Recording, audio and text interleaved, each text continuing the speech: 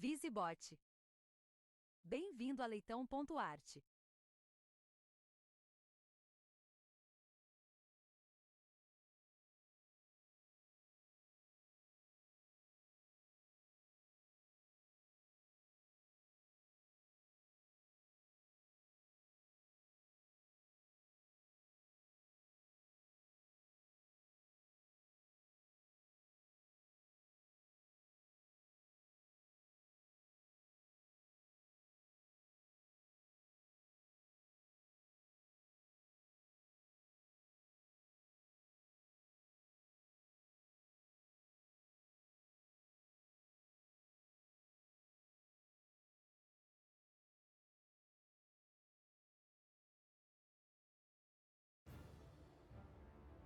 Por 300 mil anos, os Neandertais dominaram o mundo. E então, desapareceram, súbita e misteriosamente. Seria o motivo um conflito entre humanos modernos? Ou algo ainda mais mortal? Várias evidências revelam uma nova e surpreendente teoria e apontam para um legado neandertal escondido, que vive nos atuais dias da humanidade. Apocalipse Neandertal.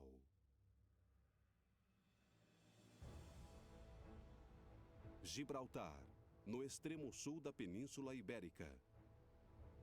Ao longo da costa mediterrânea, um grande complexo de cavernas está localizado à margem da praia. Hoje, fortes ondas as encobrem. Mas há 24 mil anos, com a última era do gelo se aproximando rapidamente, o nível do mar estava a 30 metros abaixo. Aqui era uma terra seca, lar dos últimos homens de Neandertal. Quando nós olhamos os números de locais com fósseis ou outras evidências de ocupação, eu não imagino que exista outro lugar no mundo que tenha a mesma densidade de locais por quilômetro quadrado do que Gibraltar tem. Gibraltar foi uma fortaleza onde a população pôde continuar crescendo. Foi um lugar onde eles persistiram mais do que em qualquer outro. Nesse enclave, entre uma floresta de pinheiros, caçadores buscam por uma presa. Ao longo da praia, neandertais pescam, vivendo como tantas outras gerações anteriores, sem saber que seriam os últimos de uma espécie em extinção. Eles provavelmente não sabiam que seus vizinhos do norte já tinham desaparecido e que eles agora seriam extintos. Aqui no sul da Península Ibérica, uma vez que sua espécie já havia se espalhado por toda a Europa e Ásia, agora restavam apenas poucos clãs pequenos. Mas o que realmente levou os neandertais à extinção? Bem-vindo a Leitão.art. Oséias_Leitão. As cavernas de Gibraltar podem conter algumas pistas. Os paleontólogos Clive e Geraldine Feilenson estudaram os sítios por muitos anos e também já lideraram uma grande escavação pelo local. Aquelas cavernas ali se alinham todas como se formasse uma cidade neandertal. Aqui foi um local onde os neandertais viveram por muito tempo, ocupando todas elas. Em alguns casos, a água havia entrado e levado todas as evidências, mas ainda temos muitos itens das escavações. Dentro das cavernas, grupos de arqueólogos procuraram por antigos vestígios de neandertais. Tudo que está pela caverna parece ser de um neandertal. Você acaba se apegando a tudo. Aqui existem ossos e outros restos, e também ferramentas e artefatos, ligadas a neandertais por suas formas distintas e ótimo entalho. Essa forma é bem diferente das outras. Isso aqui é uma ferramenta central, e eles usavam ela para produzir faíscas. Essa é uma técnica que pode ser associada aos neandertais. Em cada descoberta, eles se aproximam ainda mais dos neandertais em si.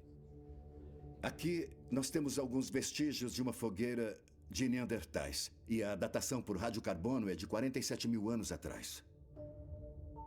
Aqui é uma concentração de partículas de carvão bem no centro do fogo. Então, os neandertais estavam sentados aqui e nós achamos restos de veados e outros animais que estavam comendo e tinha uma labareda grande aqui.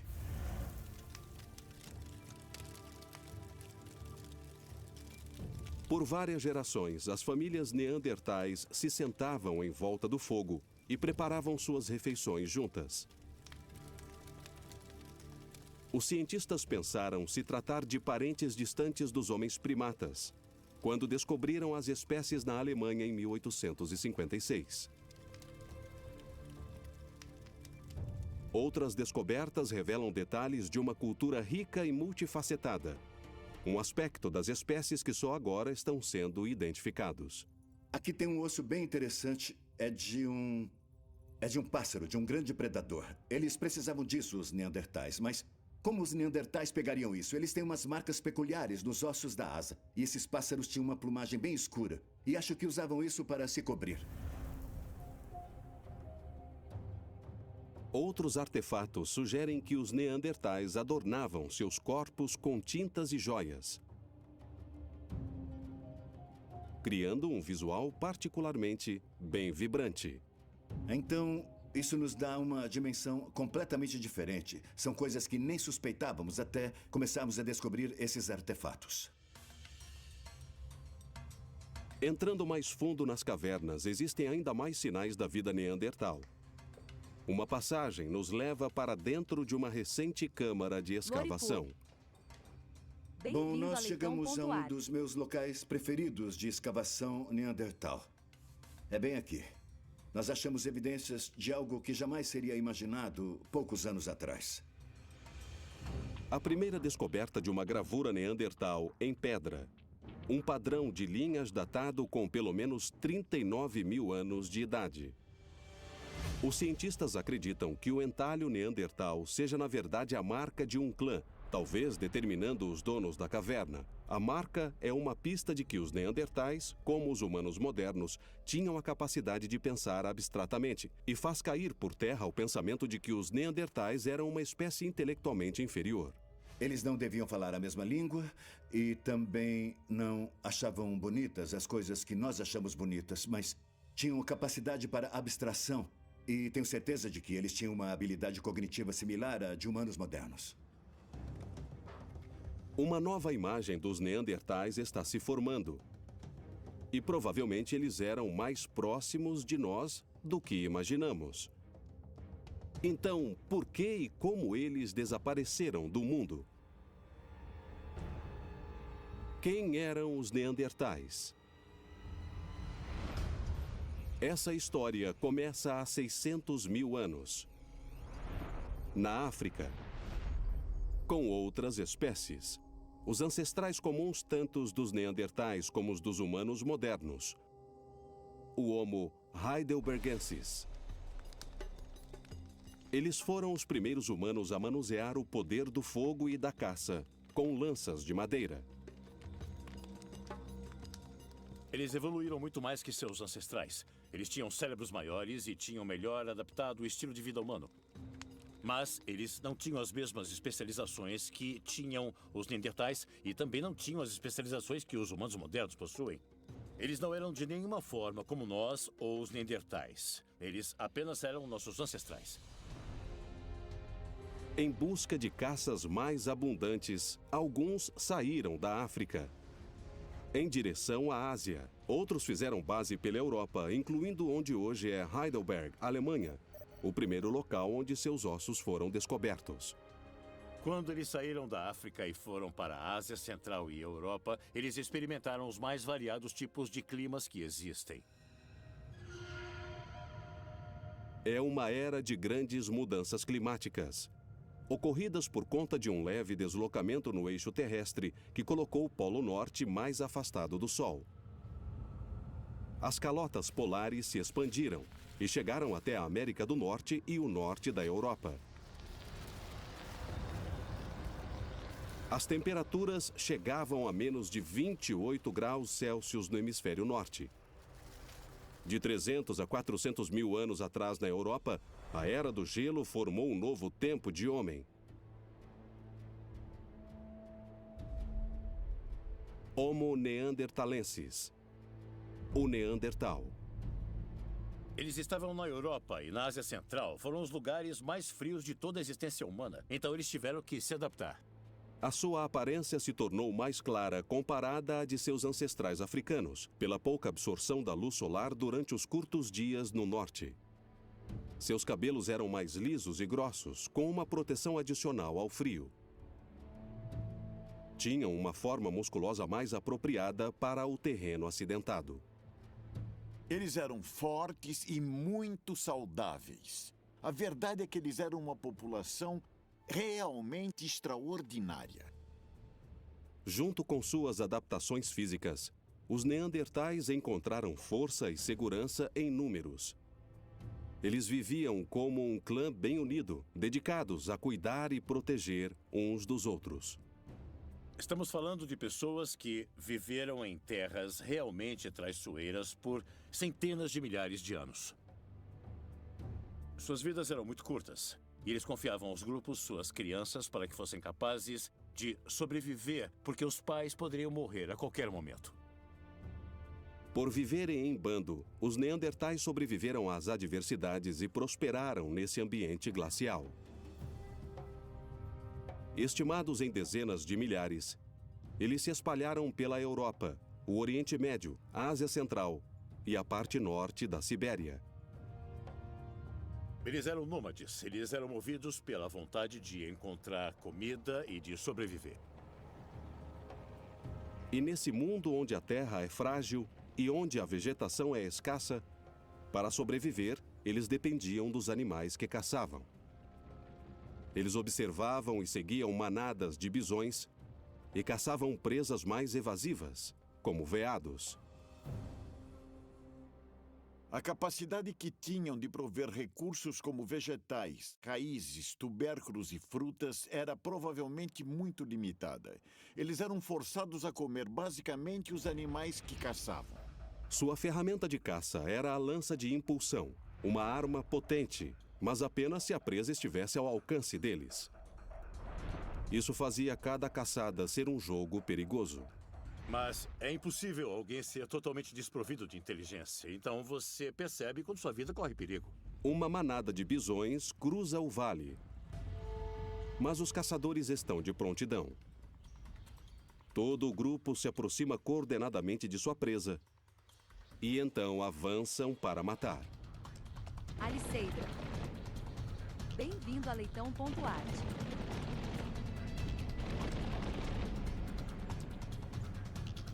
Se seus métodos de caça exigem que você pule por cima de um bisão com uma lança, então isso eu chamo de coragem. Cada caçada é uma empreitada de vida ou morte, mas a necessidade por carne fresca vale o risco. Os neandertais tiveram que ser brutalmente eficientes quando se tratava de aproveitar toda a comida que tinham, usando cada alimento que o ambiente fornecia e usando cada parte do animal que caçavam. Quando retornavam ao acampamento, os caçadores cortavam suas caçadas com uma lâmina bem afiada, feita de pedra. Eles cozinhavam as carnes em uma fogueira simples, fazendo dos pedaços mais duros mais comestíveis. Eles esticavam e raspavam a pele, tornando o couro o mais flexível possível. Eles pegavam as peles que sobravam e faziam roupas para vestir. Eles usavam pedras para fazer ferramentas eficientes. Eles eram os melhores em aproveitar todo o meio ambiente em que viviam. Nesse momento, os neandertais eram os mestres do seu mundo. Mas um dia, o seu domínio seria ameaçado por outra espécie. Nossos ancestrais diretos. Os humanos modernos.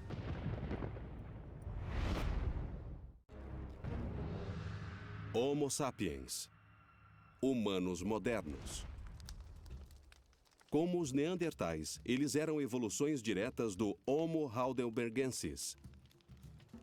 Eles surgiram originalmente 200 mil anos atrás nas savanas africanas. 80 a 60 mil anos atrás, um grupo de humanos modernos foi para o norte em busca de uma alimentação mais abundante, entre o Oriente Médio e a Ásia. E alguns foram para o oeste e entraram no lar dos neandertais europeus.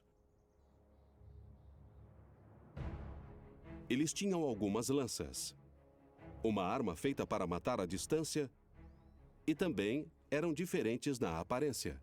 Já que na África estava acontecendo uma escassez muito forte de água, isso acabou promovendo uma seleção natural das habilidades que eles tinham de se mover em longas distâncias e se tornaram ótimos corredores. Isso fez com que suas armas fossem mais ágeis, portáteis e assim podiam levá-las. Os novos visitantes eram caçadores. E eles chegaram saqueando terras e proclamando os neandertais suas posses. Historicamente, toda vez que diferentes populações humanas se encontravam, sempre acontecia batalhas. Eu acredito que com os neandertais e os humanos modernos acontecia a mesma coisa. Por mais de um século, muitos cientistas marcaram esse encontro como o início do fim para os neandertais. E com 10 mil anos de desenvolvimento do homem moderno, os neandertais teriam desaparecido por quase toda a Europa.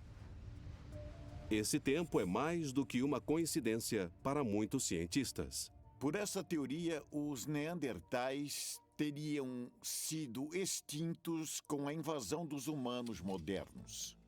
E várias evidências reforçam essa teoria. Uma pista para o que seria o arquivo morto mais antigo do mundo. Uma costela de 40 a 50 mil anos de idade do esqueleto de um neandertal encontrada em uma caverna no Iraque, com uma marca de uma ferida fatal. Eu acho que é o melhor caso envolvendo o assassinato de um neandertal. Mas quem seria o assassino? Existem apenas duas possibilidades: outro neandertal ou um Homo sapiens invasor. Em Mettmann, Alemanha, no Museu Neandertal, o antropólogo forense John Hawkes examina a antiga evidência em busca de respostas. Essa coisa tem um belo rasgo, você pode ver. Foi claramente feito por uma espécie de pedra pontuda ou uma lança afiada. A costela seguinte, a oitava costela, tem um corte bem menor nela, então isso indica que o objeto que fez isso era bem pequeno. Isso sugere uma lança de corte bem precisa, uma arma bem diferente da lança de impulsão dos neandertais. Um objeto bem pequeno fez essa lesão certeira, perfurando e atingindo a coluna torácica. A lança entrou em um ângulo de 45 graus. A trajetória descendente sugere uma arma arremessada acima da cabeça. Isso indica um projétil bem pontiagudo feito pelo homem moderno. Essa evidência mostra que houve um conflito de espécies. E nessa batalha, os neandertais claramente perderam. Mas outra evidência sugere que esse confronto provavelmente não tinha apenas um lado vitorioso. Quando reconstruímos um Neandertal, nós vemos que eles eram menores e fortes, com extremidades curtas e uma caixa torácica relativamente mais larga. Baseados nas últimas evidências, os neandertais eram provavelmente, de longe, oponentes formidáveis. Os restos de músculos que sobraram nos ossos mostram uma força extraordinária. Essa formação muscular deu a eles a habilidade de lidar com ameaças, bem próximas até.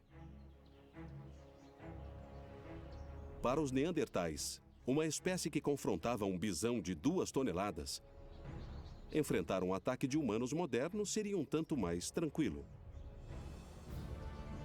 Os neandertais eram menores do que seus oponentes modernos, cerca de 10 a 12 centímetros, mas pela quantidade de massa muscular, o peso era o mesmo. Os músculos peitorais dos neandertais eram 2 vezes o tamanho médio dos humanos modernos. Com mais músculos na parte superior, os cientistas acreditam que um neandertal conseguia produzir 80 a 90% de força a mais do que um humano moderno. Se eles tirassem braço de ferro, eu suspeito que os neandertais ganhariam de todo mundo, incluindo o ex-governador da Califórnia. Acho que ele não ganharia. E a sua grande musculatura revela outro fato. O corpo dos neandertais estava cheio de andrógenos, hormônios sexuais. Os neandertais tinham naturalmente uma quantidade muito grande de andrógenos que desenvolveram sua musculatura e a densidade de seus ossos. E andrógenos, como os esteroides, possuem um efeito colateral bem conhecido. Provavelmente eram mais agressivos e também devem ter sido, de alguma forma, mais perigosos do que os humanos modernos. Entrar em território neandertal pode ter sido arriscado para os humanos modernos. Talvez não tenhamos vencido tantas batalhas quanto imaginamos. Talvez os neandertais em seu território sabiam o que eles eram e o que queriam, e isso deve ter contribuído ainda mais para o sucesso deles. A força dos neandertais deu a eles a vantagem em muitas batalhas violentas. Mas sobreviver também depende da habilidade de viver em um ambiente onde o clima é bem frio. Quem foi fisicamente melhor projetado para suportar um frio extremo? O musculoso e entroncado neandertal ou o alto e magro humano moderno? Podem ficar aí, agora eu vou explicar para vocês. Para descobrir, nós vamos colocar 2 voluntários com 2 tipos distintos de corpos para testar sua resistência em um clima bem gelado. Nós estamos no Centro de Criogenia da Califórnia, que utiliza o frio extremo para melhorar a capacidade de cicatrização e recuperação de atletas. Muito bem, nós vamos expor agora o Jason e o Matt, 2 tipos bem diferentes de corpos a menos de 110 graus Celsius para determinar como o corpo deles reage a uma temperatura fria. Um dos voluntários se enquadra no perfil do humano moderno. O outro é baixo e forte como um neandertal. Eu vou pedir para que coloquem essas máscaras. Antes de serem expostos ao frio extremo, os homens protegem suas mãos, rostos, orelhas e cabeças. Nós vamos usar a imagem térmica para ver os 2 corpos antes e depois do experimento. Mas primeiro, um pré-teste da temperatura cutânea de ambos. 36 graus, 35 graus, estão bem similares. Eles estão entrando agora e vão ficar os próximos 3 minutos nessa câmara a menos de 110 graus Celsius. Isso é 30 graus mais frio do que a temperatura mais baixa já registrada na Terra.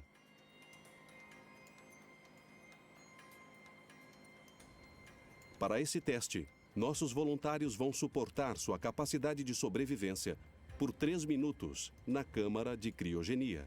Mais tempo e poderiam ter uma hipotermia, choque ou mesmo morrer.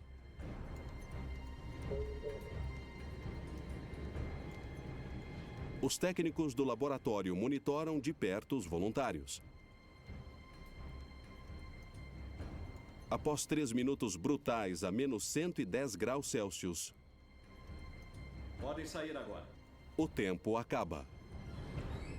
Bom, nós vamos tirá-los dessa câmara e vamos medir a temperatura deles. Podem ver. 13 graus. 10 graus. O voluntário com mais músculos conseguiu reter melhor a temperatura. Nós podemos ver que a temperatura interna do Jason, a temperatura muscular, é crucialmente maior do que a do Matt. Pela imagem térmica, a diferença de temperatura é ainda mais aparente. As áreas mais quentes são vermelhas e as mais frias são azuis. Mas isso não é tudo. O que é mais interessante é que esse tempo, esses minutos que eles estão fora, eles voltaram a se aquecer. E Jason está voltando à sua temperatura bem mais rápido. Um corpo mais musculoso também se recupera mais fácil. Mas por quê? Ao redor da área esquelética, onde os músculos estão, existe mais vascularidade. Você está recuperando a circulação nessas áreas bem mais rápido. Por viverem em um clima frio, os neandertais desenvolveram um tipo corporal mais apropriado para o mundo em que vivem. Possuíam uma energia e força física bem superior. Então, quais vantagens teriam os humanos modernos? Só pode ser a força da inteligência. Os neandertais eram mais fortes e mais adaptados ao frio do que os homens modernos. Mas em matéria de inteligência, os neandertais sempre tiveram uma péssima reputação. Aquele ser bruto que bate na cabeça da sua parceira e a leva para dentro da caverna, isso é o que o Neandertal passou a representar. É uma reputação que surge junto com o descobrimento da espécie. Os Neandertais foram reconhecidos em 1856 e deve-se levar em conta que, naquela época, os europeus tinham uma visão do passado humano como algo muito primitivo. E os Neandertais se encaixam muito bem nisso. O que chamou a atenção dos cientistas era a testa saliente dos Neandertais. A marca de uma espécie que não era exatamente humana e menos inteligente. Mas como o cérebro dos Neandertais se comparam com os nossos? Para o antropólogo forense John Hawkes, esse é o tipo de comparação que o fez se interessar pelos Neandertais há 20 anos. Eu comecei a trabalhar com Neandertais quando estava na faculdade. O mais legal deles é que eles eram bem próximos de nós. E embora exista realmente essa divisão enorme entre eles e nós, olhar para eles nos dá uma ideia de como nós seríamos através de uma espécie de lente distorcida. Usando uma tecnologia de criação de imagens em 3D, Hawkes analisa uma caveira neandertal encontrada na França. A tecnologia permite que ele olhe dentro da caveira e colha mais informações sobre o cérebro neandertal. Dá para se ver uma testa bem acentuada aqui, nessa parte de fora, e talvez você pense, nossa, isso deve impactar bastante a forma frontal do cérebro, que está bem atrás dela. Ah, sim, eu gostei do modo como você alinhou tudo isso.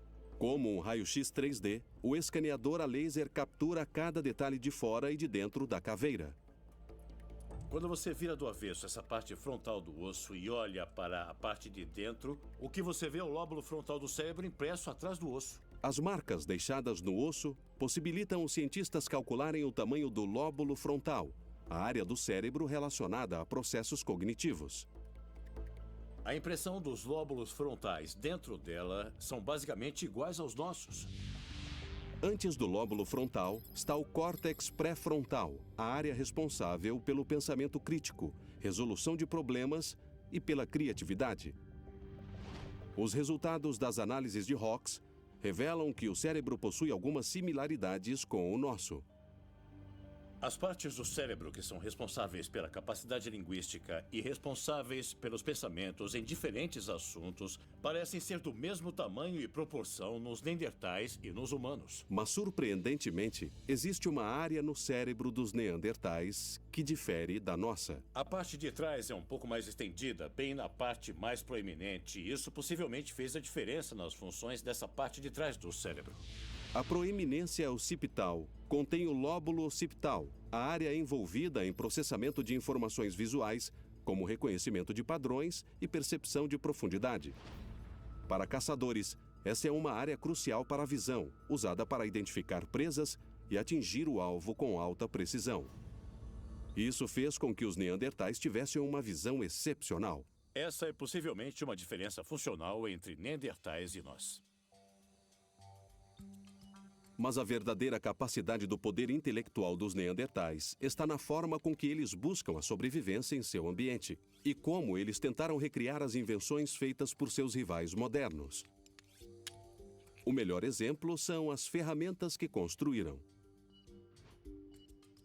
Para um olho não treinado, as facas dos neandertais podem parecer rudes ou mesmo primitivas, especialmente quando comparadas com as lanças de precisão e as pontas de lança esculpidas pelos humanos modernos.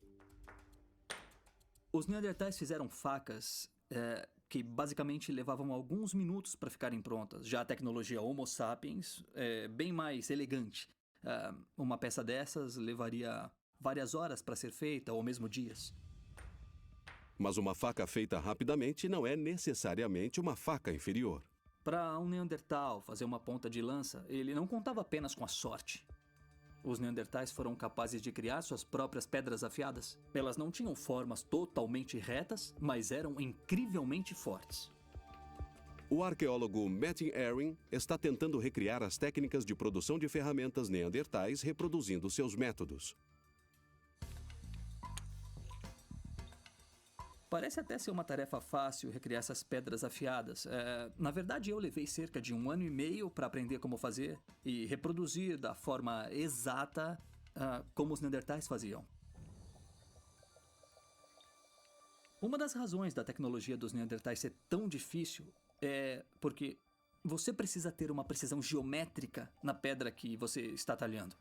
Os Neandertais que entalhavam as pedras faziam pequenas fissuras e rachaduras nelas. Assim, eles viram uma faca entre as pedras e as golpeavam no mesmo sentido. Uma técnica visionária. Um Neandertal poderia facilmente fazer 50, 60 ou 70 pedras afiadas de um único nódulo de sílex. Eles trabalhavam muito bem com essas pedras. Uma comparação lado a lado com uma faca dos dias atuais mostra quão efetiva eram as facas dos Neandertais. A face de metal exige um bocado de esforço.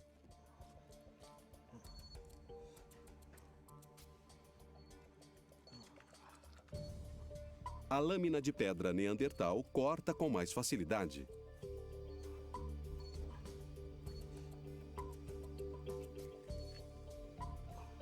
As facas Neandertais eram bem mais afiadas do que qualquer coisa que temos hoje. E isso mostra como a tecnologia deles era bem avançada. E também como eles sabiam aproveitar os materiais que tinham à sua disposição. E com suas lâminas de pedra, os Neandertais derrubam por terra uma antiga suposição. Eles provam que, se tratando de tecnologia, não ficam muito atrás do homem moderno. E há pelo menos um caso em que invenções neandertais superam as de nossa própria espécie. Esse objeto aparentemente banal, descoberto em uma mina alemã no ano de 1963, é uma peça da história tecnológica. Esse antigo artefato com 50 mil anos de idade tem o carimbo de um dono genuinamente neandertal.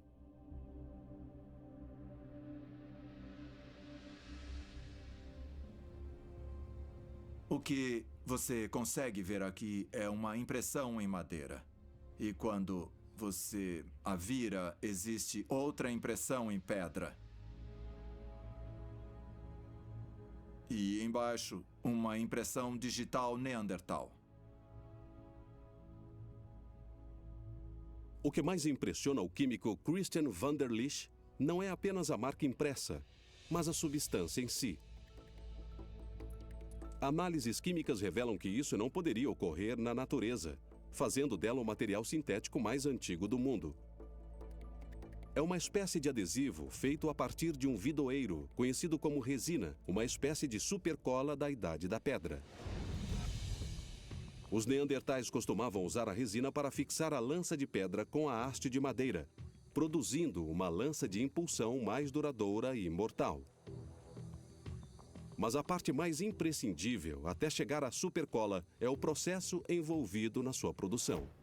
Um processo que os cientistas só conseguem reproduzir em um laboratório climatizado. Você tem que criá-lo e depois colocar toda essa composição na ordem adequada. Então, eu acho que foi muito difícil aprender a fazer isso. A resina do vidoeiro só emerge quando a casca atinge uma temperatura em torno dos 400 graus Celsius. O problema é, a céu aberto, a casca incendiaria a uma temperatura muito mais baixa. Então, como os neandertais fizeram isso? Christian van der Lich e um colega estão tentando produzir resina usando apenas os materiais acessíveis aos neandertais. Primeiro, eles colocam a casca do vidoeiro em um recipiente, como essa casca de ovo. Em seguida, um recipiente vazio com uma pequena abertura é enterrado no chão. Ele será o coletor da resina. Então, van der Lich coloca o recipiente com a casca do vidoeiro sobre ele. Em Fachove 42. Um pouco de lama é colocada em torno dos Bem-vindo recipientes a para Leitão evitar a Ponto entrada de oxigênio, dando início ao processo de ignição. Os passos que você deve executar em todo o processo são muito complicados e eles faziam isso. E eu acho que eles faziam isso aparentemente por longos períodos de tempo. Carvão vegetal quente é usado para aquecer o casco do vidoeiro dentro dos recipientes.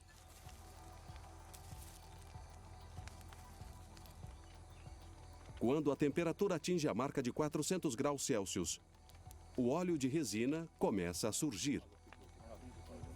Aproximadamente uns 30% do casco de vidroeiro se torna resina. Todo o processo leva de 20 a 30 minutos.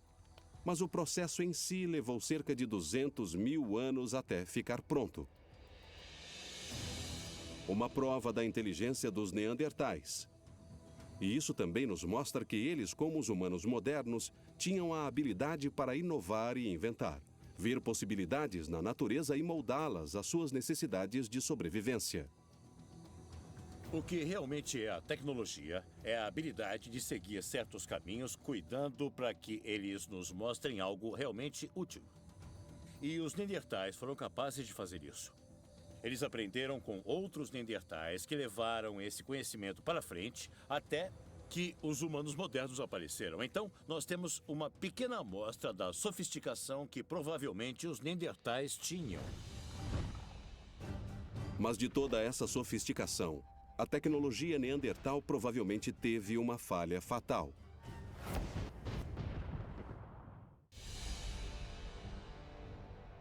Os neandertais atacavam suas presas com longas lanças, uma arma portátil, mas bem pesada. Já os humanos modernos estavam um passo à frente, armados com lanças mais leves. Em oposição aos homens modernos e suas lanças leves, os neandertais teriam morrido por não terem conseguido dar conta da caçada?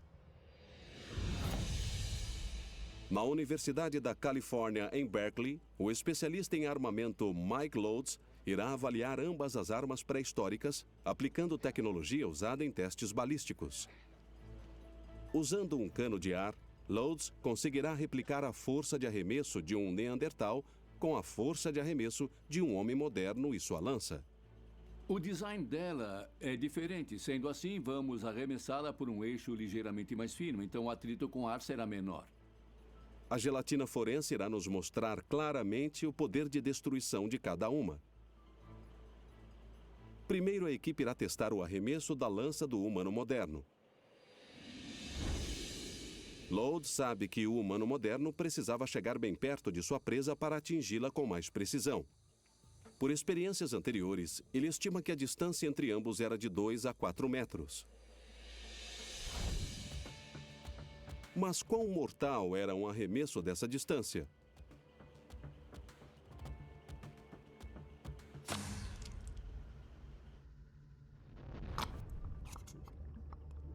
A lança se choca contra a gelatina, mas ela não ultrapassa mais do que a ponta da lança. Bem, nada mal.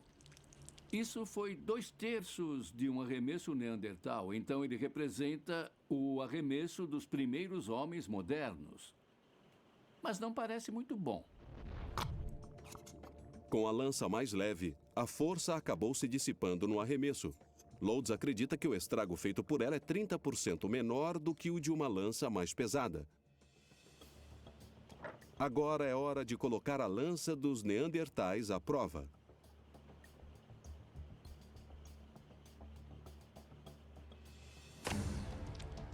Oh, olha só!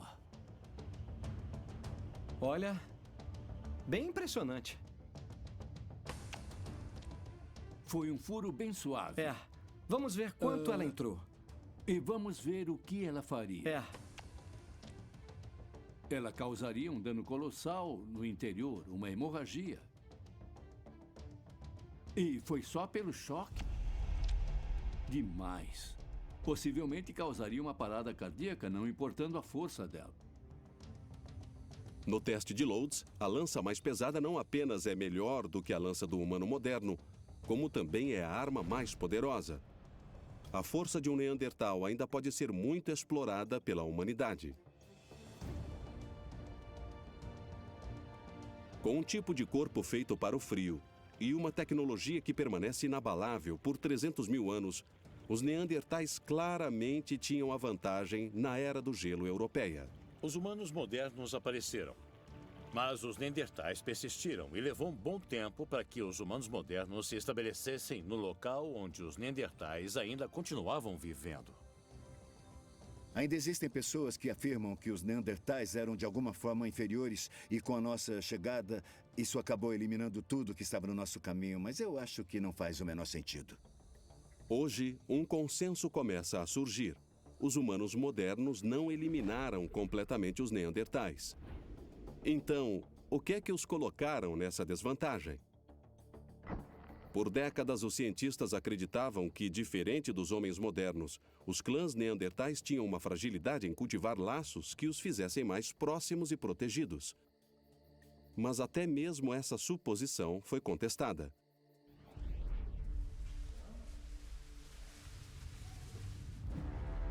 Em Mettmann, Alemanha, um antigo esqueleto neandertal de 60 mil anos de idade provará que o homem moderno não era a única espécie com fortes laços sociais. Eu acho incrível que o esqueleto inteiro esteja disposto aqui, não é? Ele é um esqueleto que foi muito bem preservado. O esqueleto está intacto, muito bem coberto de terra por todos os lados, provando que os neandertais foram os primeiros humanos que enterravam seus mortos. Ele com certeza não estaria tão bem preservado se não fosse um corpo tirado de um buraco. Exatamente. É como se ainda fossem articulados. O braço direito cruza o tronco, como se fosse posto cuidadosamente antes do corpo ter sido enterrado.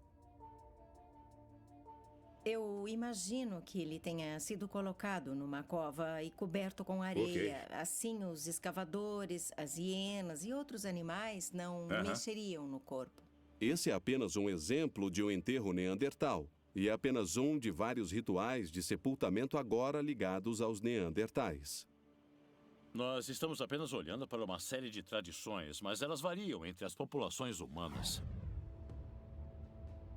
Você tinha corpos que eram alinhados uns com os outros. Então, uma pedra bem grande era colocada por cima, com algumas marcações nela. Mesmo que o significado exato do ritual de sepultamento seja um mistério, o fato em si já é provado.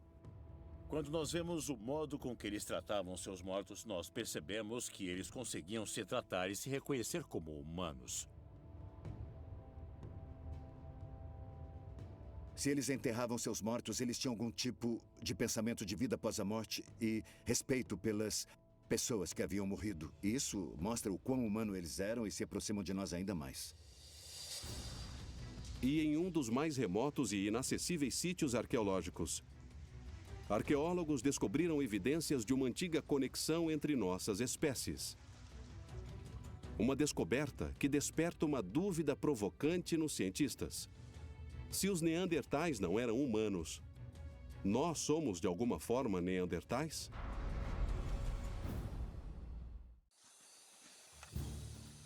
Nas montanhas de Cárpatos, na Romênia, uma equipe de arqueólogos se prepara para retornar ao sítio onde uma grande descoberta foi feita. Um local onde se prova que os humanos modernos e os neandertais já puderam conviver em paz. A localização exata do sítio é protegida contra caçadores de fósseis. Aqui, em 2002, escavadores descobriram um maxilar humano. Isso levou a uma escavação de 3 anos, conduzida por um grupo de arqueólogos treinados em exploração de cavernas. É absolutamente primitivo. Você ter a oportunidade de estudar um sítio que é completamente novo e intocado é muito, muito raro na vida de um cientista.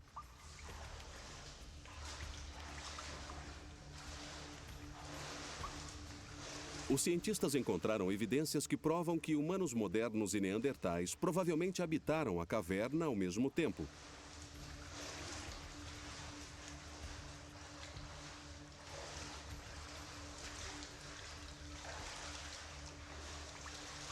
A equipe recria os passos que os levam em uma direção bem escura, passando por uma corrente de água. À medida que vão mais fundo na montanha, as paredes da caverna se estreitam e a água sobe. Não existe outra forma de entrar na caverna A não ser por esse local frio e molhado e também muito perigoso.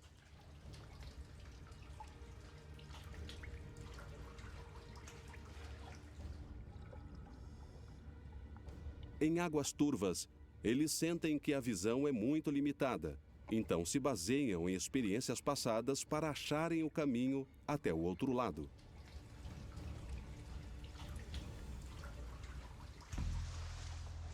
Uma vez dentro, eles encontram a caverna com passagens por pequenas câmaras. A equipe inspeciona a área. E então, eles entram nas pequenas câmaras que os levarão à grande descoberta.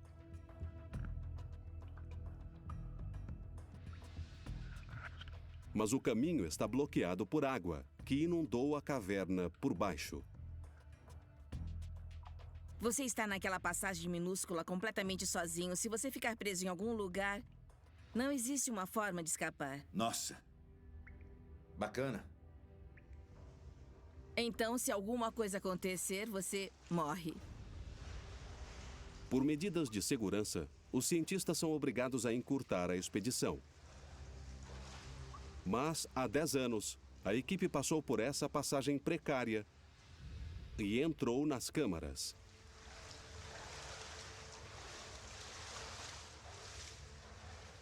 Esse é um trecho do registro feito na expedição de 2003. Uma missão que valeu a pena. A equipe entrou na câmara mais funda da caverna, conhecida como a Galeria dos Ossos. O chão está cercado por ossos de animais, como de alguns ursos e outros mamíferos grandes capturados por caçadores pré-históricos. Podemos observar outros tipos de ossos aqui. Mas entre eles também existem ossos humanos, a maioria pequenos fragmentos de ossos fossilizados, datados com mais de 40 mil anos. Foi um dia muito, muito bom. Eu estava muito animada com tudo o que se encontrava ao meu redor. Nesse buraco, em um canto bem escuro, os membros da equipe alertam sobre algo. Isso parece com um humano. Bem ali, ó. Tá vendo? O fragmento de uma caveira que seria parte de uma das maiores descobertas já feitas. A caveira foi algo realmente chocante. Muito especial para a história da existência humana.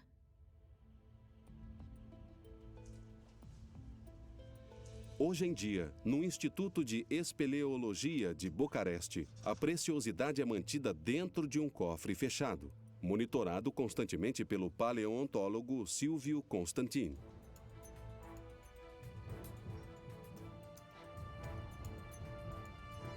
Esse é um humano moderno com características neandertais. É aquele tipo de descoberta que não acontece 2 vezes na vida. A reconstrução envolveu Constantin e sua equipe e levou cerca de 3 anos até chegar a uma característica exata.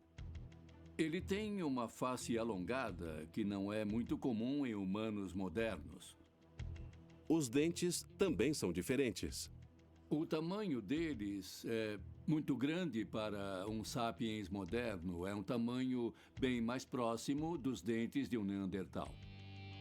E então a característica mais surpreendente de todas.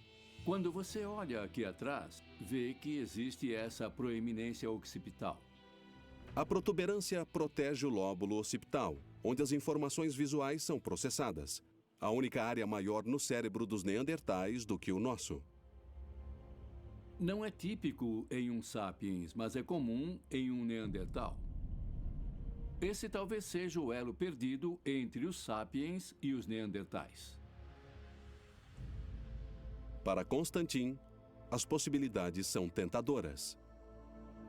Imagine humanos modernos tendo um bom relacionamento com seus vizinhos neandertais. A partir dessa antiga caveira, uma nova imagem é formada. Talvez homens modernos tenham se relacionado com neandertais. É uma descoberta avassaladora acerca dos mistérios que pairam sobre nossa origem e sobre como somos hoje.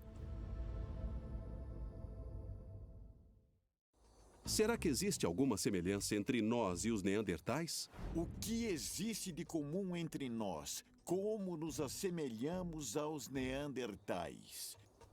Para mim, nós temos aqui uma grande responsabilidade com esse mistério relacionado à nossa origem e de onde viemos. Na Universidade de Washington, cientistas procuram por traços neandertais em nosso DNA. O DNA é simplesmente incrível. É uma molécula que carrega várias informações. É como se estivéssemos lendo um livro onde as histórias do nosso passado estão escritas nele.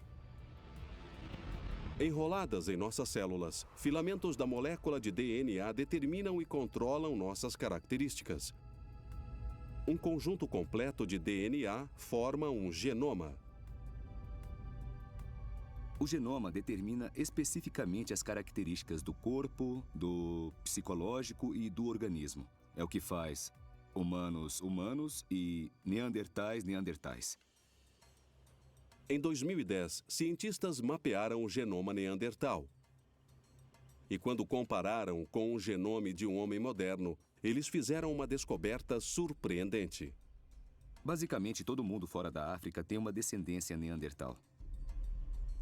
Esse número varia um pouco pela população, mas provavelmente por indivíduo está em torno de 1,9 a 2,1% do genoma. Dentro de nossas células, os neandertais ainda permanecem vivos. Nós herdamos essas sequências por meio de hibridação e não apenas por uma ancestralidade comum que remonta a mais de 500 mil de anos. 80 mil anos atrás. A hibridação ou intercruzamento aconteceu por volta de 60 mil anos atrás, quando os humanos modernos tiveram seu primeiro contato com neandertais. Os descendentes dessa hibridação se espalharam e ocuparam boa parte do globo, mas como os neandertais em si, nunca se estabeleceram na África. As chances de existirem um ancestral neandertal na África são nulas.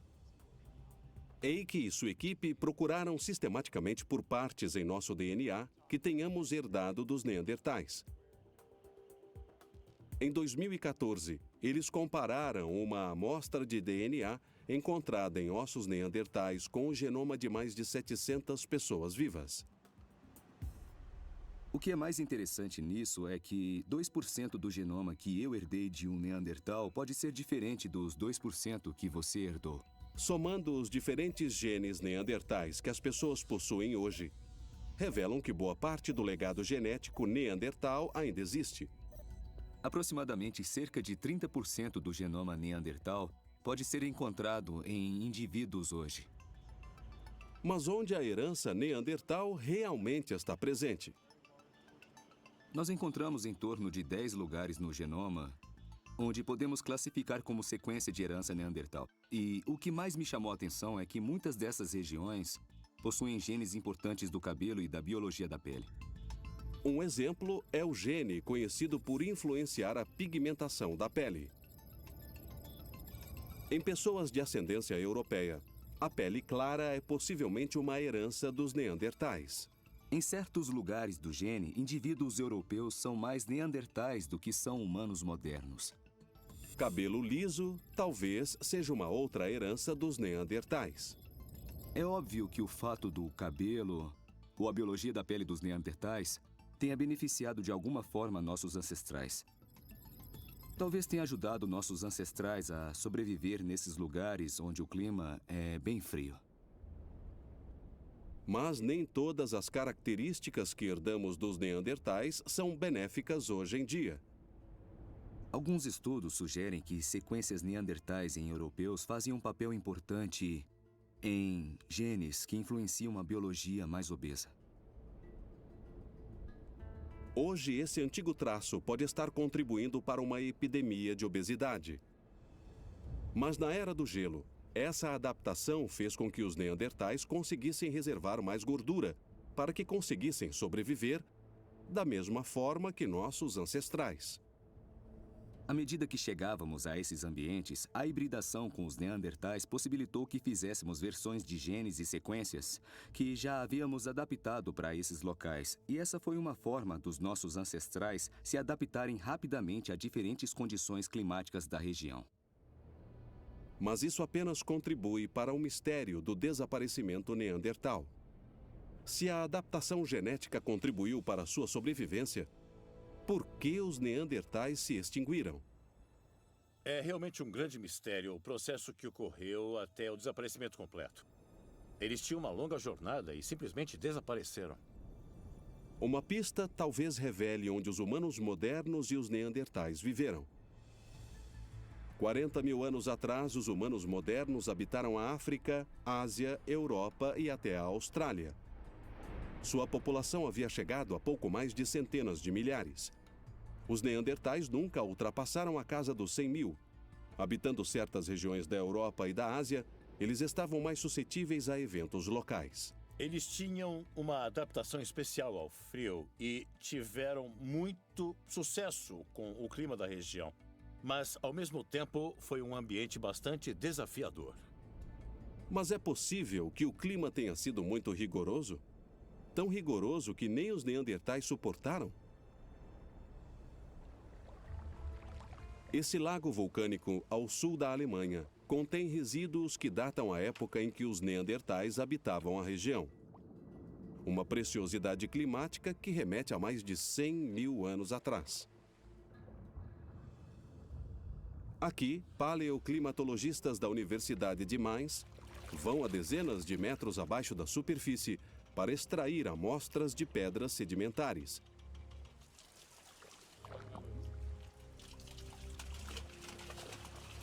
Cada camada, com algumas polegadas de espessura, é um registro anual do clima e do ambiente gravado em lama. O que é único nessa amostra de pedra é o fato de que não existe oxigênio no fundo do lago. Então, os sedimentos estão intocados. Nós podemos analisar camada por camada e podemos entender o clima de cada ano em si. 1 metro de sedimento representa um registro climático de 1000 anos. Camadas escuras possuem traços de vegetais deteriorados, um sinal da época em que a floresta cobriu a área. Camadas claras marcam períodos de frio, quando a terra ficou estéril e praticamente congelada. Vemos mudanças climáticas, muito quente, depois frio, mudou em 10 anos. Os neandertais aqui viveram em um mundo de floresta aberta e de repente era apenas uma planície. Há 40 mil anos, o mundo dos neandertais estava prestes a desaparecer, assim como as regiões em que costumavam arranjar alimentos. E o pior ainda estava por vir.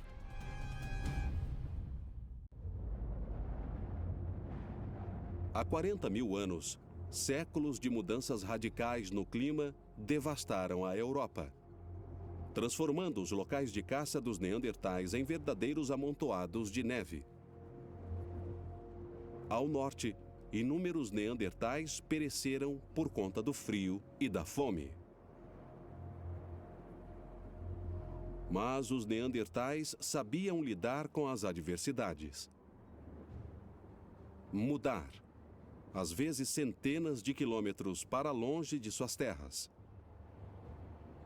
Longe da proteção das cavernas, os neandertais ergueram tendas feitas de couro. Adaptações, estratégias de sobrevivência e habilidades desenvolvidas ao longo de 300 mil anos faziam deles capazes de enfrentar o frio extremo e a neve incontrolável. Era um cenário desafiador. Era desafiador em termos de clima e eles enfrentaram essas mudanças e eles sobreviveram a elas. Mas os séculos de mudanças climáticas impiedosas fizeram um grande estrago. Eles reduziram a população neandertal a possivelmente não mais do que 20 mil, levando a espécie praticamente de volta ao ponto zero. Eu suspeito que a população neandertal estivesse muito dispersa ao longo da região e também muito reduzida. E isso possibilita que certos eventos consigam afetar você. Mesmo os eventos catastróficos como erupções vulcânicas ou tsunamis. Se você está na costa, essas coisas podem ter um impacto significante quando sua população é menor. E erupções vulcânicas tiveram um impacto significante no curso da civilização humana por várias vezes seguidas. Você pode ter uma população geneticamente perfeita para um certo tipo de local, mas ela poderia desaparecer simplesmente com uma erupção. E não importaria o quão perfeito eles eram, eles sumiriam para sempre. Será que uma erupção vulcânica pôs um fim aos últimos Neandertais? O manto de gelo da Groenlândia pode nos dar a resposta. O gelo aqui forma um manto branco, armazenando diferentes camadas com anos de registros climáticos antigos.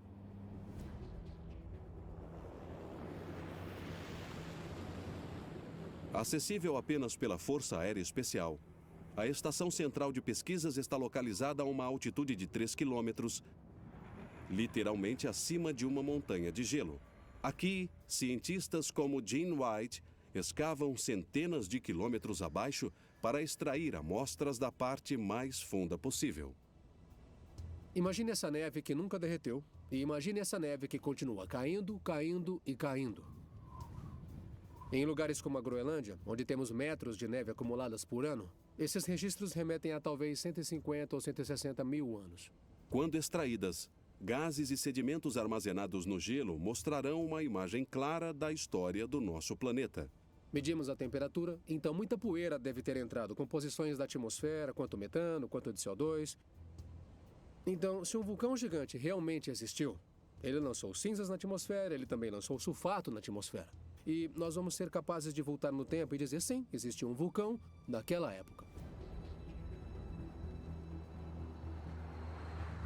Núcleos de gelo retirados do manto de gelo da Groenlândia viajam centenas de quilômetros até chegarem ao Laboratório Nacional de Núcleos de Gelo em Denver, Colorado. Ele possui 18 quilômetros de amostras de núcleos de gelo, esperando para serem estudados. Esse é o nosso cofre de núcleos de gelo, nossa maior preciosidade, é o que temos de mais valioso aqui. O geólogo Gene White tem acesso livre às amostras de núcleos de gelo da época aproximada ao desaparecimento dos Neandertais. Esse é o núcleo de aproximadamente 39 mil anos, não é? É sim. Ótimo. White está à frente das pesquisas em núcleos de gelo desde 1980. Ele sabe como ler os sinais escondidos entre essas camadas de gelo. Então os Neandertais estavam vivos quando esse núcleo se formou, o que é bem legal, bem interessante. Dessa vez, ele irá procurar por componentes químicos ligados a uma erupção vulcânica. Cinzas, fragmentos vulcânicos e compostos de enxofre. Tudo o que for relativo a uma erupção pode estar armazenado neste núcleo de gelo. Este aqui tem diversas faixas. Existem vários aspectos nessa camada que podem estar ligados a um evento vulcânico. Sim, eu vejo um grupo bem grande aqui. São camadas finas e uma outra bem aqui desse lado. Os grupos são inusitados. Aparentemente são faixas escuras de depósitos microscópicos armazenados no gelo. Lá no laboratório a gente vai conseguir ver melhor. Tudo bem. Tem alguma coisa interessante aqui. De volta ao laboratório, o núcleo de gelo é derretido, camada por camada. O que nós estamos fazendo aqui é analisando semana por semana, mês por mês, ano por ano, a neve que caiu. E então ela vai para essa máquina e aí vai ser avaliada. Partículas e substâncias químicas antes armazenadas no gelo agora são isoladas e avaliadas. Eu até imagino que os Neandertais ficariam bem surpresos com tudo o que vissem aqui. Mas provavelmente não mais surpresos pelo fato de que saberemos o que aconteceu com eles. Finalmente, o gelo revela o seu segredo escondido. Vestígios de uma erupção vulcânica. Nós não vimos cinzas ou algo do tipo na Groenlândia, mas nós podemos ver o sulfato da erupção. E nós sabemos que ocorreu no mesmo tempo onde temos essa queda brusca no resfriamento do núcleo de gelo bem aqui. Uma indicação clara de uma erupção violenta com consequências drásticas. Isso foi um evento vulcânico e que certamente foi um dos maiores em centenas de milhares de anos. Essa foi uma época bem difícil de se viver. Seria essa a peça-chave? E ela poderia finalmente explicar o mistério do desaparecimento neandertal?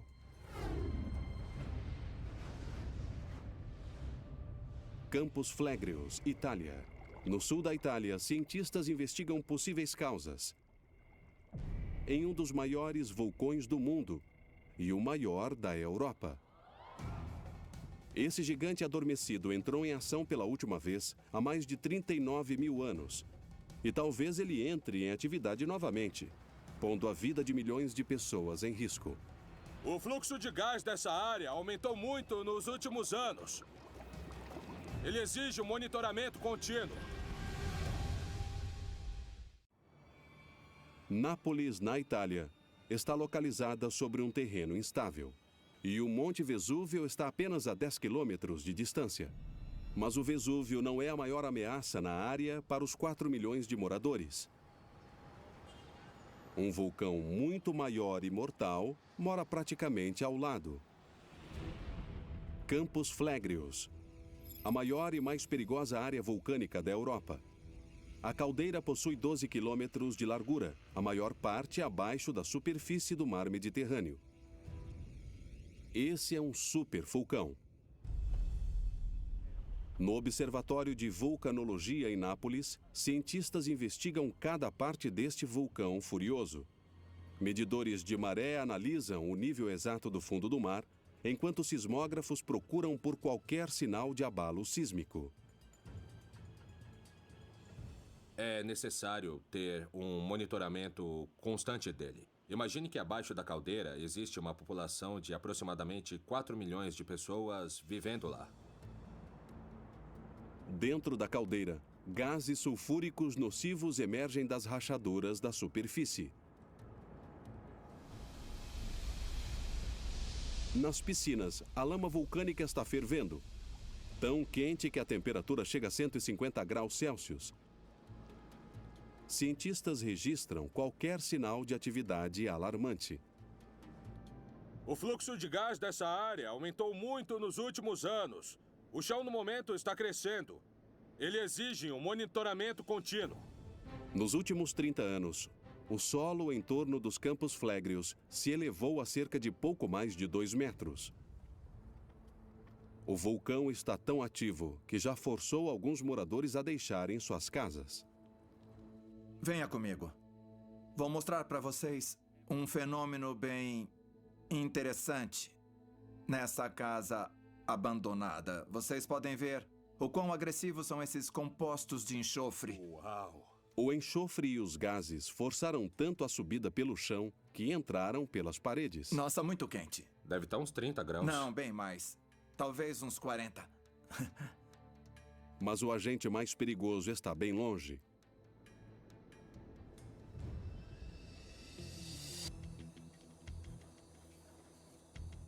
Nas colinas próximas a Nápoles, Antônio Costa e Roberto Isaia procuram por provas de um passado violento do vulcão. Traços de uma antiga erupção que possa estar conectada com a extinção dos Neandertais. Não se esqueça da ferramenta que eu pedi, tá bom?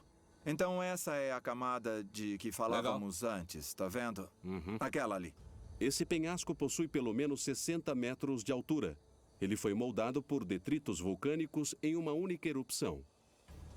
Eles irão subir até o ponto isolado mais alto dessa explosão.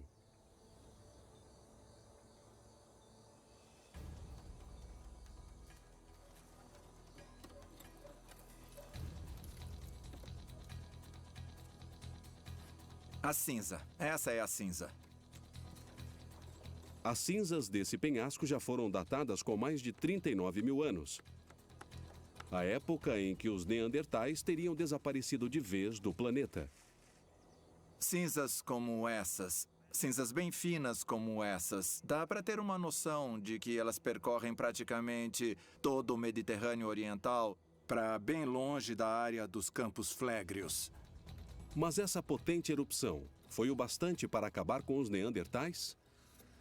Eu acho que uma erupção na Itália deve ter sido bem significante. Minha dúvida seria: qual foi a extensão? A área geográfica teria sido maior do que nós imaginamos? A resposta pode estar nas cinzas. Cientistas podem medir a extensão de uma erupção medindo apenas a espessura das camadas de cinzas em locais afastados do vulcão. Orluia, Romênia, Na Romênia, mais de 1.000 quilômetros longe dos Campos Flegrios, o geólogo Daniel Veres procura por cinzas de antigas erupções. Uma pista do seu poder de destruição e talvez a causa da extinção dos Neandertais. Junto com ele está o geólogo Ulrich Hambach. Deixa eu pegar uma amostra e olhar mais de perto. Ela é bem mais clara do que a areia. Eu acho que deve ser cinza de vulcão, Dan. Mesmo? Verdade. Tem a consistência da Sim, cinza de tem vulcão. a mesma consistência, é. Hambach e Veres fazem parte de uma das maiores equipes que investigam o tamanho e o impacto do alcance de Flegrios. Essa cinza talvez os coloque um passo mais próximo da verdade. A espessura da cinza nesse local em específico é de 1,10 m e continua crescendo. Para a esquerda e para o centro da depressão que já estava aqui quando foi coberta pelos detritos. Medindo a altura da camada, eles poderão calcular a potência da erupção aqui, a mais de 1.000 quilômetros de distância. O vulcão despejou pouco mais de 2 metros de cinzas. Essa é uma descoberta muito inesperada. A erupção que criou essa camada, em particular, provavelmente deve ter sido muito potente mesmo. Se essa é a erupção dos Campos Flegrios no sul da Itália, como imaginamos que seja, isso prova que essa erupção, que foi considerada a maior nos últimos 200 mil anos, pode ter sido ainda maior em amplitude do que achamos.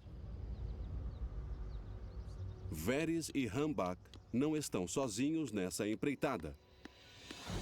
Ao longo do Mediterrâneo, da Rússia até a Ásia, cientistas encontraram e analisaram cinzas datadas com mais de 39 mil anos.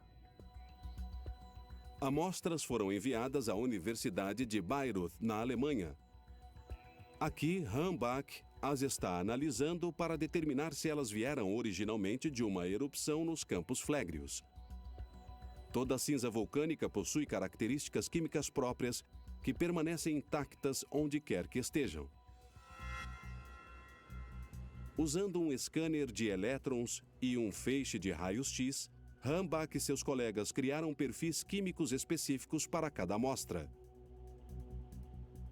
Estamos bem curiosos. Esperamos que os resultados combinem com a erupção na Itália. Os testes revelam que os componentes químicos das amostras de cinzas escondem um fato surpreendente. Cada amostra possui um perfil químico idêntico. Um perfil que combina com uma erupção específica. A erupção dos Campos Flegrios. É a mesma dos locais que nós investigamos e é a mesma dos locais que meus colegas investigaram, da Rússia até a Líbia. As pesquisas mostram a escala aterrorizante da erupção. A erupção se espalhou através de 3 continentes, passando por vários lugares e territórios onde viviam os Neandertais.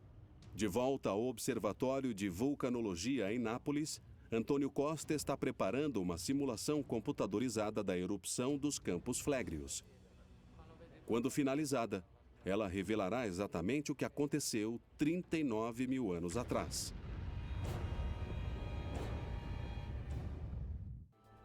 A simulação mostra a verdadeira potência da erupção.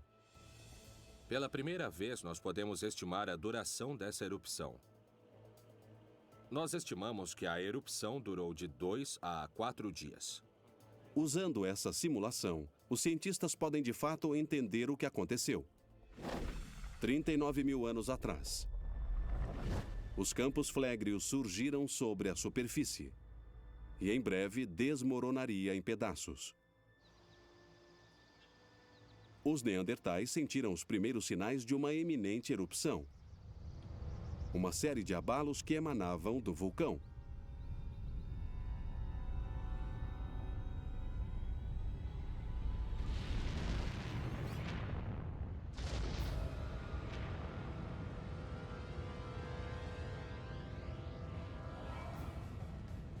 É a erupção mais poderosa em toda a Europa nos últimos 200 mil anos.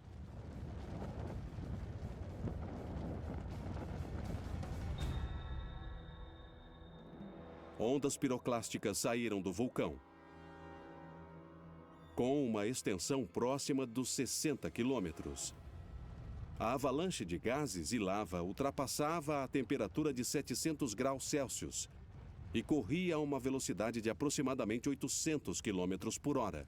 Obviamente, assim que as ondas piroclásticas surgiram, não existia mais nenhuma chance de qualquer tipo de vida sobreviver. Tudo foi coberto por metros e metros de ondas.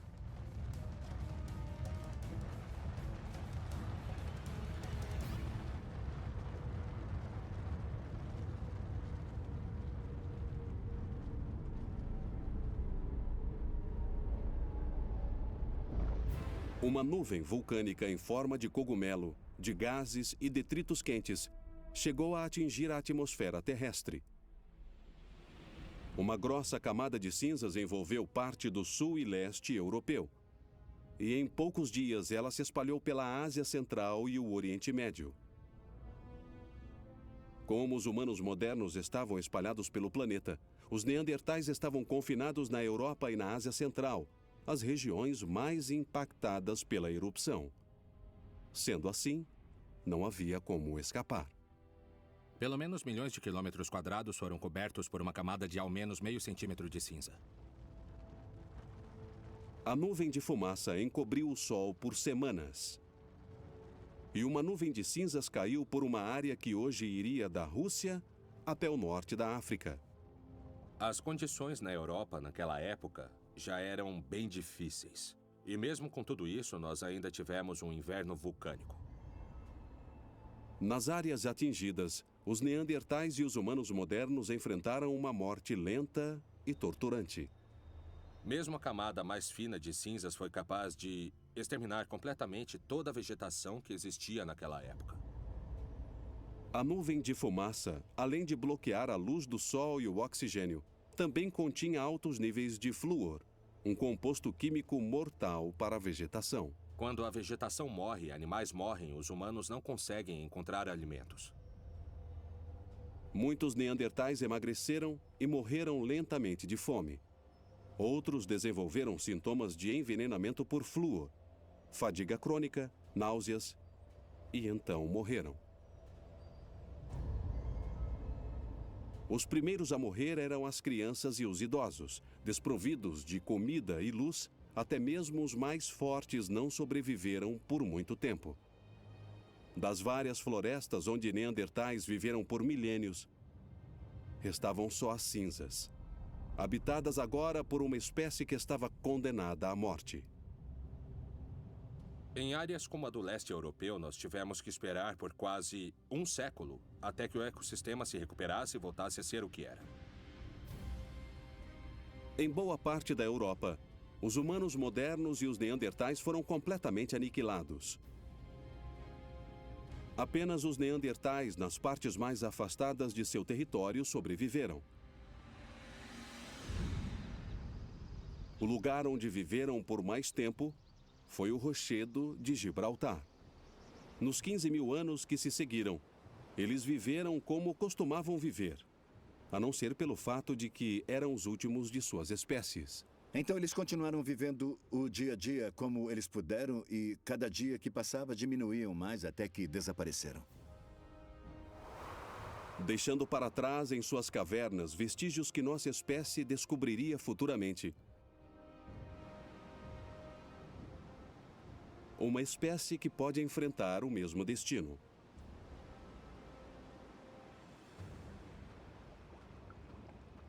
Hoje, 39 mil anos depois dessa catastrófica erupção, os campos flegreos continuam em fúria. Uma erupção como aquela pode não acontecer tão cedo novamente, mas se acontecer, pode eliminar um continente inteiro. E os vulcanologistas estão em alerta. A composição do gás mudou recentemente e ela contém mais componentes magmáticos. Nós fazemos um monitoramento a cada 2 semanas. E mesmo para aqueles que vivem longe desse monstro, existem vários motivos para ficarem alerta.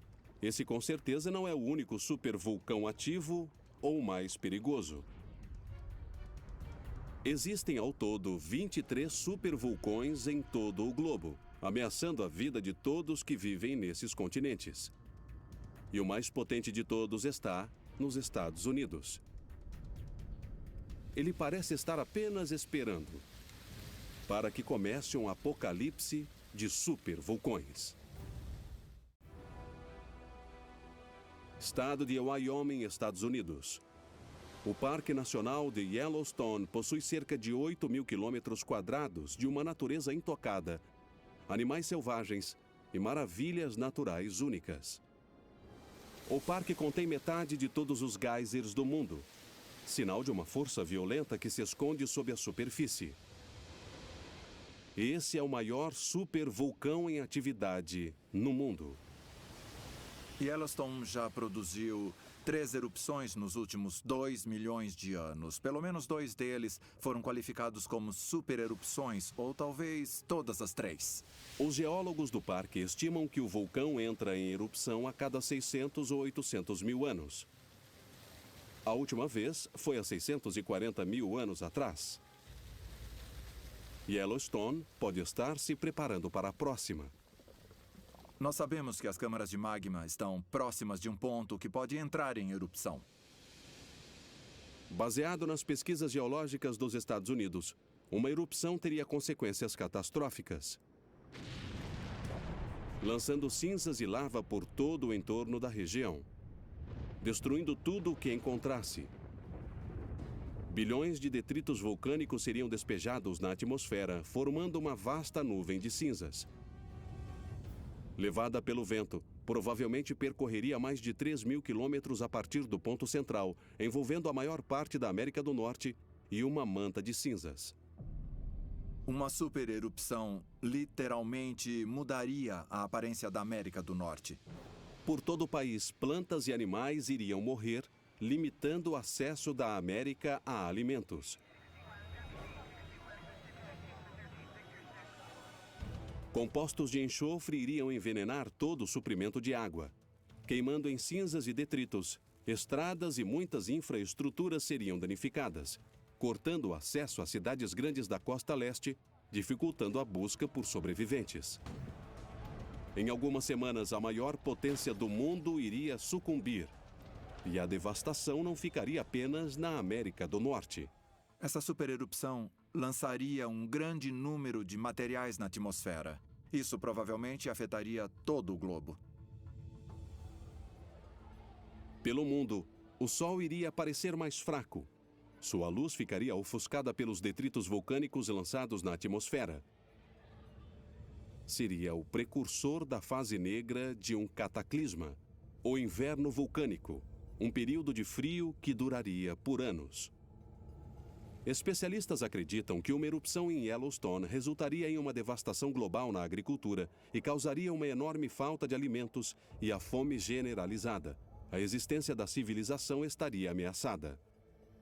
Isso mudaria todo o planeta. Mas eu acredito que o ser humano é persistente. Eu acredito na nossa capacidade de poder sobreviver a essas coisas. E tudo indica que nós conseguiríamos. Pela mesma razão que nossa espécie sobreviveu a uma erupção que acabou com os Neandertais. Nós chegamos a todos os cantos do mundo. Nós continuamos em frente após um cataclisma que devastou 2 continentes. Já os Neandertais, uma espécie que não se espalhou pelo globo, não conseguiu. Acho que eles estavam na hora errada e no lugar errado. E uma população sobreviveu, a nossa. Eles não morreram porque eram intelectualmente inferiores. Eles viveram uma vida que muitas pessoas vivem hoje em dia. Eles não se organizavam em grandes sociedades como fazemos atualmente, mas quando olhamos o modo que enfrentavam suas limitações, eles eram perfeitos humanos. Eles dominaram o planeta por 100 mil anos, muito mais do que os humanos modernos até então. Se existisse uma calçada da fama da humanidade, os Neandertais absolutamente fariam parte dela. Afinal, devemos a eles estarmos aqui. Nós devemos ser muito gratos aos Neandertais porque eles nos ajudaram a sobreviver e reproduzir a partir do momento que saíram da África e enfrentaram novos ambientes. Eles fizeram um papel muito importante na evolução humana. E o seu legado permanece vivo em cada um de nós. Podemos dizer que nós conhecemos os Neandertais porque estão aqui dentro. Os Neandertais reinaram por 300 mil anos. Mas, se sobreviveremos tanto tempo, ainda é um mistério. Eu acho que é uma questão de sorte e é como eu costumo dizer, se tivesse sido de outra forma, nós seríamos Neandertais, falando agora da extinção de outras pessoas.